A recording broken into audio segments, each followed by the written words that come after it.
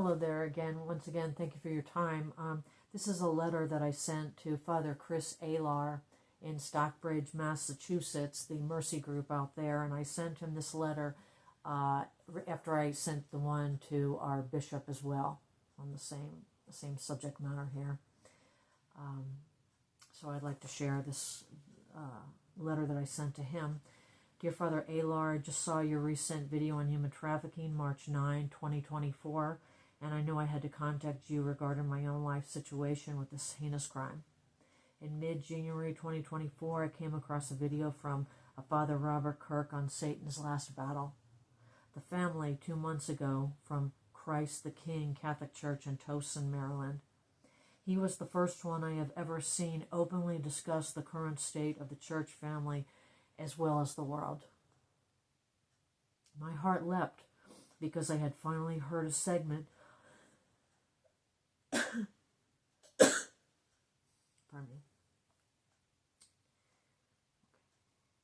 He was the first one I have ever seen openly discuss the current state of the church family as well as the world.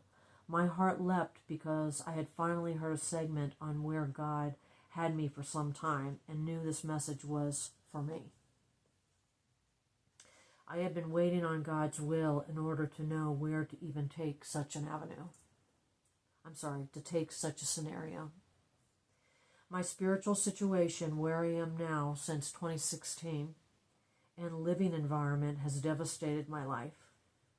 My father, who is 83, has also literally been held up in his assisted living center in Green Valley, Arizona, at the cost of $6,000 a month in his assisted living facility, and it actually increased at another point up to $8,000 in order to stand by my side through all of this since 2020.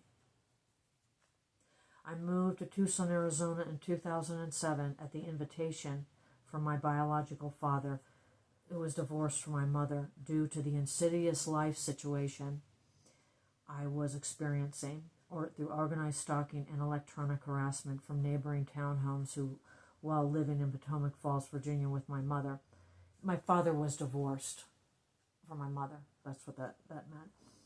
That didn't have anything to do with what was happening to me there. I have made reports regarding these covert crimes to authorities in both VA and Arizona. That's Virginia and Arizona. My last letter, emailed October 28, 2022, was sent to the National Human Trafficking Hotline. I was in the process of contacting them again after October 22nd due to further advanced effects by perpetrators of neurological weapons, psychological and physical, which has literally destroyed any aspect of living. Because it stops the individual processes in the body now, like never before. They have it all at their hands with this new technology. It's terrible. I've always been close to God throughout my life, and especially in these difficult times. I should have sent out a letter and attachments to Bishop Weisenberger mid-January 2024. I would like to extend to you my apologies for being late, in fact very late, by at least 2 months, to get this case on record for the church alone. Every day had problems of its own due to technology, as well as renting a home in 2016 in the worst community, especially 2020 and onward. I was in this rented home at $800 a month out of my disability payment. My only income in living here has been hell. No matter how much one complained or let the police know, the situation never got better or ceased. I knew that all of this was due to atheistic communism in our own nation, as well as Marxism and Freemasonry. I initially had hoped that this was the perfect home, given that it was across the street from a most loving and dedicated Catholic church, and primarily for the 24-hour adoration chapel I had desired most for being with the Lord.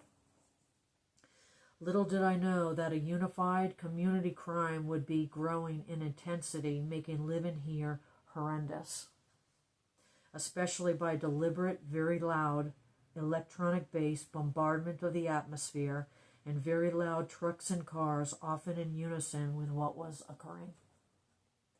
This sound bombardment was most evil in itself, as it was often synced to my mental state as well as electronically induced severe physical and tortures while in my home at any time, 24 hours a day. This had gone on for years. This sabotage killed living here for me, and as I had nothing to protect myself and was constantly being electronically exploited for my psychological states, particularly, induced anger, wrath, which led to the most volatile of psychological states I've ever experienced. These intermittent attacks would go on for hours in a day, often during the evenings and midnight hours while in bed. Those were some of the worst. When I needed rest, and the moment I felt that rest coming on, they would heighten these terrible inducements.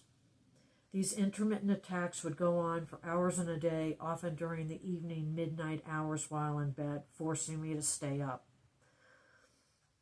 This was the most sadistic aspect of these tactics by the perpetrators. I've also enclosed prior letters documenting my history. Father Kirk's letter was a quick letter, mainly due to just desiring to speak with someone who understood where I was coming from.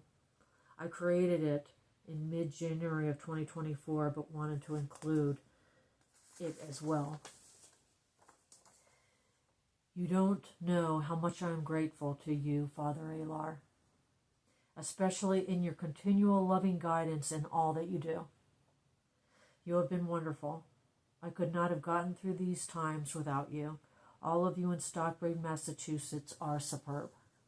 And sincerely, Mary E. Mitchell. And thank you for your time.